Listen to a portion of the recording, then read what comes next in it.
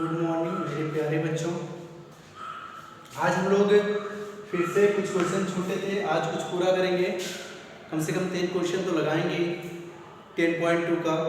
इससे पहले आप लोगों को ये बताना चाह रहा हूँ कि आप लोग पढ़ते नहीं हो, पूरा वीडियो नहीं देखते हो। और जैसे आप लोग जैसे ज़्यादा से ज़्यादा वीडियो देखोगे, शेयर करोगे, लाइक होगा, तभी मेरा मोटिवेशन बढ़ेगा, मैं तभी वीडियो अपलोड कर पाऊँगा। क्योंकि अगर मुझे आप लोग मोटिवेशन नहीं दोगे, आप लाइक नहीं करोगे, तो ये बताओ कैसे मैं बनाऊंगा, मेरा मन कैसे कहेगा कि मैं और भी वीडियो अपलोड करूं। ठीक है, ज़्यादा से ज़्यादा मेहनत करूं उस पर। लेकिन जब आप लोग शेयर करोगे, लाइक करोगे, सब्सक्राइब करवाओगे, तो ज़्यादा से ज़्यादा मेरा मन भी कहेगा कि हाँ बच्चे देख रहे हैं, तो मैं बहुत ज़्यादा वीडियो बनाने की कोशिश भी करूँगा। लेकिन चलो ठीक है, जो लोग देख रहे हैं अच्छी बात है, जो लोग नहीं देख रहे हैं उनके लिए भी अच्छी बात है। आगे जीवन में उनका क्या होगा, जो देख रहे हैं उनका क्या होगा, दोनों का अलग अलग कंडीशन होगा, अलग अलग सिचुएशन होंगे। तो हम लोग चलते हैं क्वेश्चन पे। क्वेश्चन नंबर 7 क्या आता है? देखो क्वेश्चन नंबर 7 हम लोग पढ़ रहे थे सरल रेखा। क्वेश्चन नंबर 7 क्या कह रहा है बाबू? क्वेश्चन नंबर 7 आपसे कह रहा है कि तो बिंदुओं -1, 1 और -2, -4 से हो जाते हुए रेखा का समीकरण ज्ञात करना है।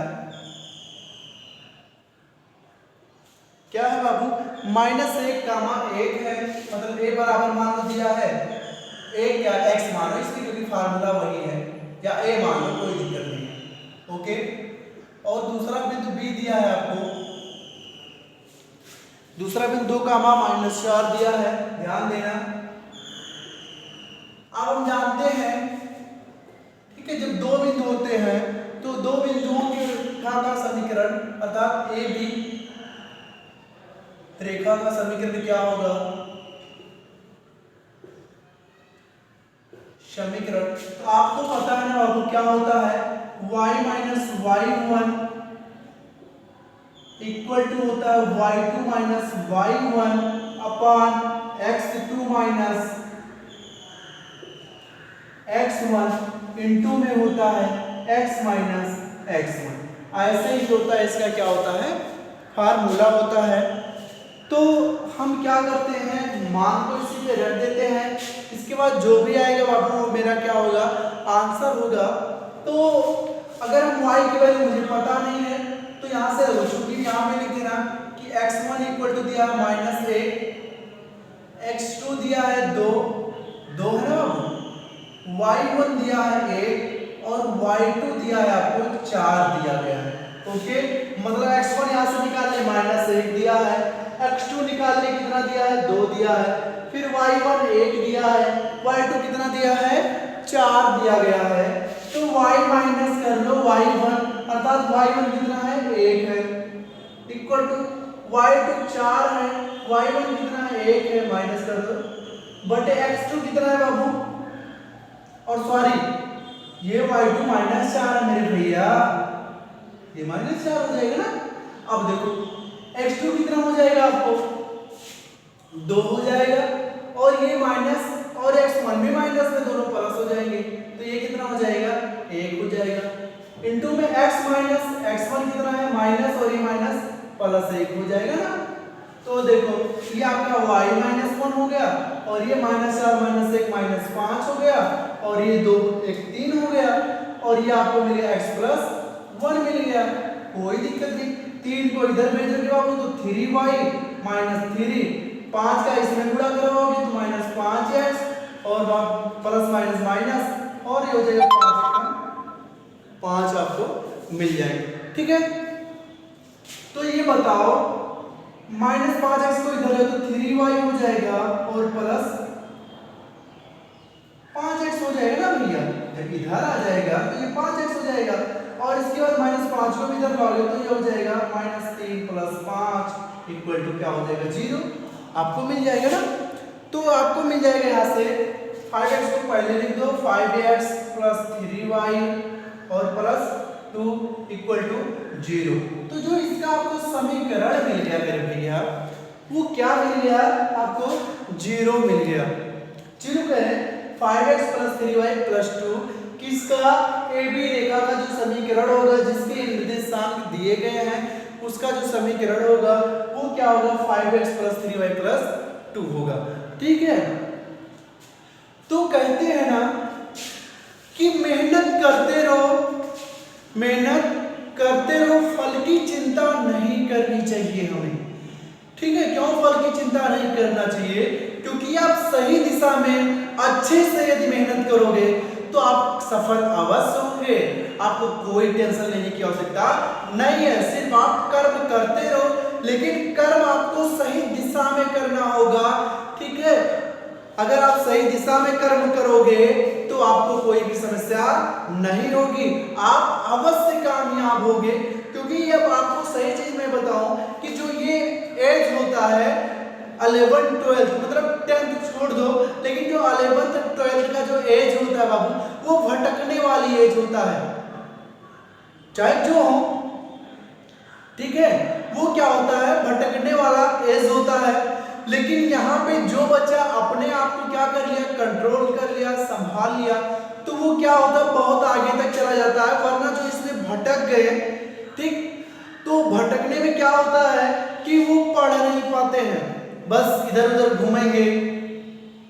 अब तो फोन मिल ही गया, आराम से लगे रहेंगे। तो कहने का मतलब ये है, मैं आपको समझा रहा हूँ सीधा सीधा, क्योंकि आप भी बच्चे नहीं हो। ठीक है, सभी लोगों के लिए है, आप लोग अभी बच्चे नहीं हो तो आप लोग समझ सकते हो। ठीक है, ऐसा नहीं कि आप लोग को अच्छा ना लगे, आपको अच्छा लगना चाहिए कि मैं बता रहा हूं आप लोग को इस एज में जो भटकना नहीं है, क्योंकि इसमें भटकाव होता सबके साथ होता है। बट अपने माइंड को आप कंट्रोल में रखो, बस एक ही जगह जो है लगे रहो, अपनी बुक पे लगे रहो। आप अगर दोस्ती भी करना चाह रहे हो तो अपनी बुक से करो, क्योंकि जो बुक आपसे दोस्ती करेगा तो अगर छोड़ेगा भी, मैं बार बार कहता हूं, तो आपको कुछ कामयाब करके छोड़ेगा। ठीक, लेकिन अगर और किसी से दोस्ती करते हो तो फिर तो समस्या ही समस्या है ना बाबू, क्योंकि क्या पता वो आपका साथ कितना दे। क्योंकि क्या होता क्या है, आपको मैं बताऊं, कोई दोस्त ऐसा मिल जाता है कि आपको बहुत कामयाब कर देगा, कामयाब बना देगा, लेकिन क्या भरोसा कैसा मिलेगा, वो तो मिलने के बाद पता चलता है ना। मिलने के बाद आपको बर्बाद भी कर सकता है, बना भी सकता है, तो उसमें सिचुएशन क्या होगा, बर्बाद भी हो सकते हो ना। तो इससे अच्छा है कि आप अपना फ्रेंड अपने बुक को बनाओ और किसी को ना बनाओ। आप कब तक ना बनाओ बाबू, आप कम से कम 12th पढ़ लो, 12th के बाद आप खुद नहीं सोचोगे कि मुझे किसी को अपना फ्रेंड बनाना है। ठीक है, क्योंकि अधिकतर फ्रेंड चले जाते हैं जब आप उस लायक रहोगे नहीं, आपके पास पैसे नहीं रहेंगे। तो मैं बार बार कहता हूं, कभी मैं खाली रहूंगा तो आपको बताऊंगा। आप आई अरुणिमा सिन्हा, जो लखनऊ से एक ट्रेन से जा रही थी, वो वॉलीबॉल क्या थी, खिलाड़ी भी थी। ट्रेन से कुछ लोगों ने चैन खींच रहे थे, चैन पहनी हुई थी, और उसे फेंक दिया ट्रेन से नीचे। पूरी रात तड़पती रही, और जब ट्रेन से फेंका गया उन्हें, तो वो दूसरी ट्रेन से लड़के फिर वहीं पे गिर गए, दोनों पैर फ्रैक्चर हो गया उनका।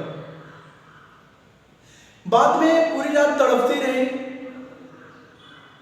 इसके बाद लखनऊ के हॉस्पिटल में किया गया, तो अलग से उनका पैर क्या हुआ कि पैर काट दिया गया, और बिना किसी इंजेक्शन के भी पैर काट दिया गया। बाकी आगे की कहानी बाद में बताऊंगा, सभी क्वेश्चन को हल कर लें। और आपको पता है अरुणिमा सिन्हा जो थी, पैर कटने के बाद भी एवरेस्ट उन्होंने फतेह किया है। क्यों? क्योंकि वो पैर से अपाहिज हुई थी मेरे भैया, दिमाग से नहीं अपाहिज हुई थी।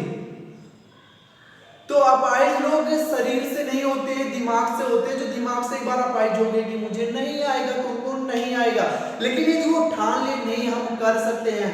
क्या अरुणिमा सिन्हा 8,848 मीटर ऊंची एवरेस्ट चोटी है, उसको फतेह कर सकती है? तो क्या आप इसको छोटी सी किताब नहीं पढ़ के कंप्लीट कर सकते हो? कर सकते हो, आप उस लायक हो। ठीक है, बाकी हम लोग आगे चलते हैं, अगले क्वेश्चन पे चलते हैं। तो ये रहा आपका 7वां क्वेश्चन। बाकी अरुणिमा सिन्हा जी का कहानी मैं आपको विस्तृत पूरा बताऊंगा। बहुत ही दुखद कहानी है इनका, लेकिन ये तब भी जो है हार नहीं मानी और एवरेस्ट फतेह कर दी। अब हम लोग देखते हैं क्वेश्चन नंबर 8। देखो क्वेश्चन नंबर 8 आपसे कह रहा है कि उस रेखा का समीकरण ज्ञात कीजिए जिसके मूल बिंदु से लांबिक दूरी 5 इकाई और लंब धन x अक्ष 30 अंश का कोण बनाती है। भैया लांबिक दूरी आपको मैंने बताया था ना मेरे बाबू, ऐसे है, मान लो A है, B है, C है, जो इसका लांबिक दूरी है ये वाला, ये तो लांबिक है, ये 30 अंश बना रहा है और ये 5 इकाई है यहाँ पर, 5 इकाई की दूरी है आपकी। ओके, तो यहां पे दिया गया 5 इकाई, जो लांबिक दूरी यही तो बना रहा है भैया। तो आपको ये बताया था कि लंब रूप का समीकरण क्या होता है, आपको पता होगा क्या होता है लंब रूप का समीकरण। हमने देखो यहां से जो P है, जो ये लांबिक दूरी होती है उसको P से डिनोट करते हैं, 5 इकाई दिया गया है। इसके बाद बात करते हैं जो थीटा अर्थात अल्फा भी कह सकते हो या ओमेगा कह सकते हो, जो मन में आए वो दिया है, 30 अंश दिया है। और इसके बाद लंब रूप में रेखा का जो समीकरण होता है, मैंने बताया था प्रूव करके कि लंब रूप में रेखा का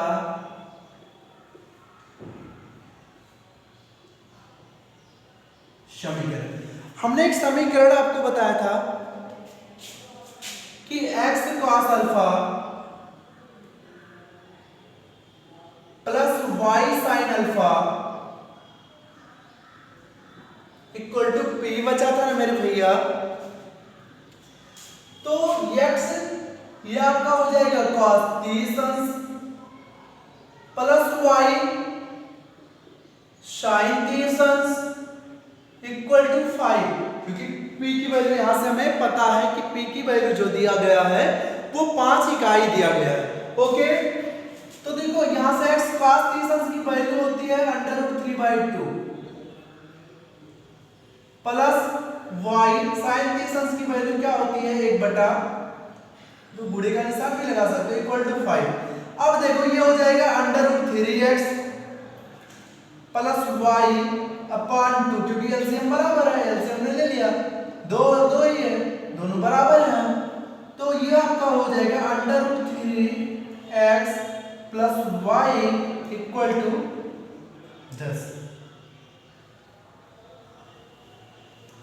तो यहां से ये आपका क्या हो जाएगा, आंसर हो जाएगा ये लंब रूप की समीकरण। मैंने इसको प्रूफ भी करवाया था, कैसे प्रूफ करवाया था आप देख सकते हो, नहीं समझ में आया था तो आप पुरानी वीडियो को देख सकते हो कि x cos अल्फा हमने ओमेगा साइन लिखा था वहां पे कि x cos omega plus y sin omega equal to P, equal to मतलब लांबिक दूरी के इक्वल होता है। तो लांबिक दूरी यहाँ पे P दिया था अर्थात 5 इकाई, और ये दिया था 30 अंश दिया था, तो 30 अंश ये आपका चित्र है। और हमने क्या कर दिया बाबू, सभी वैल्यू को क्या कर दिया, यहाँ से पुट कर दिया, और हमारा जो आंसर निकल के आया वो निकल के आया √3x प्लस y निकल के आया। ठीक, अब हम लोग देखते हैं इसका अगला क्वेश्चन। स्क्रीनशॉट ले लिया करो, कॉपी बना लिया करो मेरे बाबू।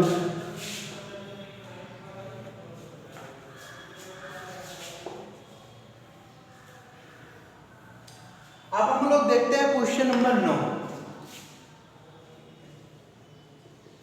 अब क्वेश्चन नंबर 9 आपसे कह रहा है कि त्रिभुज PQR, कोई त्रिभुज ऐसे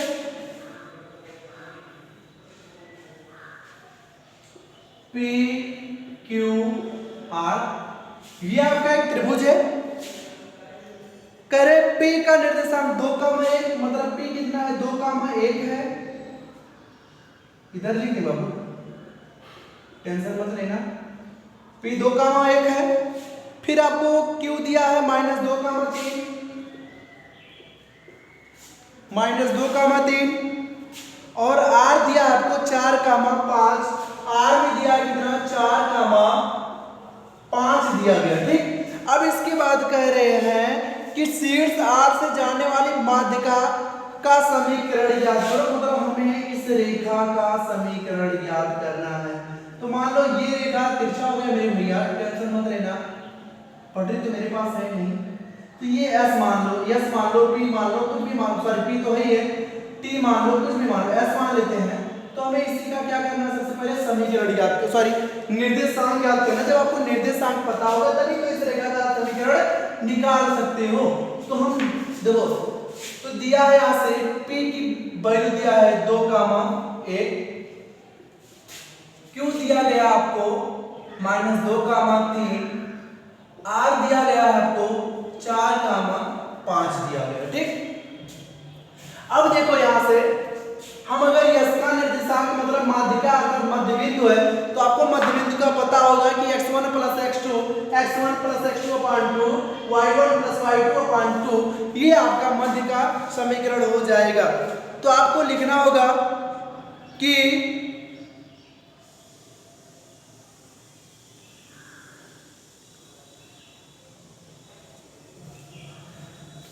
लिखोगे माध्यिका शीर्ष से विपरीत भुजाओं को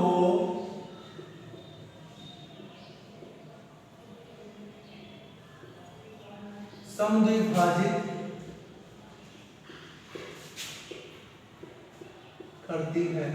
तो बाबू ये माध्यिका है, इसको क्या कर रही है, इस रेखा को जो इसका विपरीत में था समद्विभाजित कर रही है।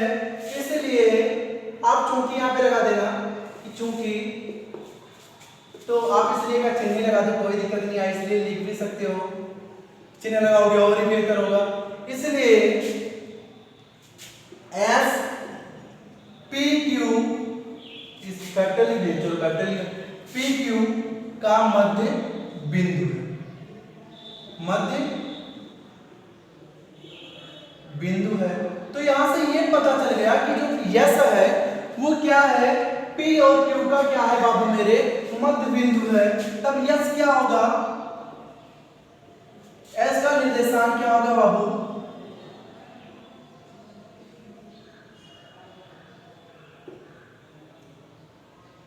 निर्देशांक इक्वल टू हो जाएगा x1 + x2/2 y1 + y2/2।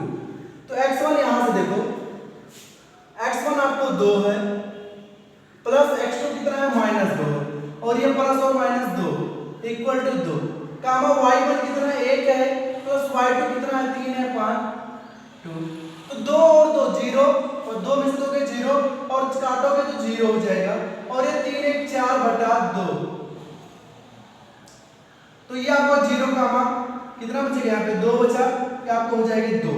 तो जो एस का निर्देशांक निकल के आया,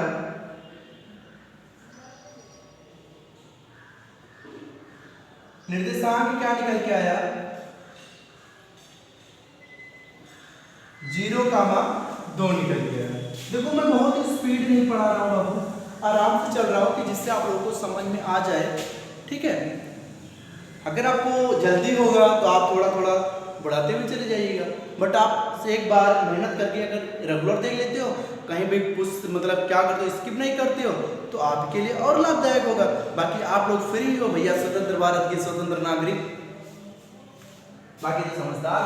अब मिल गया ना, तो रेखा जो है हमें क्या निकालना है, दिया था बाबू मेरे आर से जाने वाली माध्यिका का समीकरण, अर्थात आप यहां से कह सकते हो रेखा आर एस का समीकरण। तो क्या होगा बाबू, जब दो बिंदुओं से हो तो होता है y - y1 = y2 - y1 upon x2 - x1, और यहाँ पे x - x1 यही तो होता है। तो देखो, अब देखो x1 = क्या है बाबू, 4 है, x2 = 0 है, y1 = 5 है, और y2 = 2। कोई कुछ, किसी को कुछ भी मानो, कोई दिक्कत नहीं है भैया, ओके, इसको भी मान सकते थे, कोई दिक्कत नहीं। तो यहां से 4 है, मान रख दो y1 की वैल्यू कितना है, 5 है, -5, ठीक, और बराबर y2 की वैल्यू बताओ कितना है 2 माइनस वाई 1 5 बटे x2 की वैल्यू बताओ कितना है 0 माइनस 4 यहाँ पे x माइनस x1 की वैल्यू बताओ कितना है 4। तो ये हो जाएगा y माइनस 5 5 माइनस 3 और ये हो जाएगा माइनस 4 कैंसिल हो जाएगा और x माइनस 4 बचा। इनका पूरा इधर पर 4y माइनस 20 3x और 3 चौक 12 माइनस 20। तो इसको इधर सबको इधर ले आओ तो ये हो जाएगा 3x इधर जाएगा, नहीं उधर सबको ले जाओ क्योंकि हमें x को प्लस में लाना है क्योंकि आगे लिखते हैं। तो सबको उधर ले जाओगे तो हो जाएगा 3x प्लस में आएंगे 4y उधर जाएगा माइनस 4y 20 उधर जाएगा प्लस 20 और माइनस 12 ऑलरेडी है। तो अब बताओ क्या आ जाएगा। तो यहाँ से आपको मिल जाएगा एक लाइन और 3x माइनस 4y और प्लस 8 इक्वल टू मिल जाएगा 0।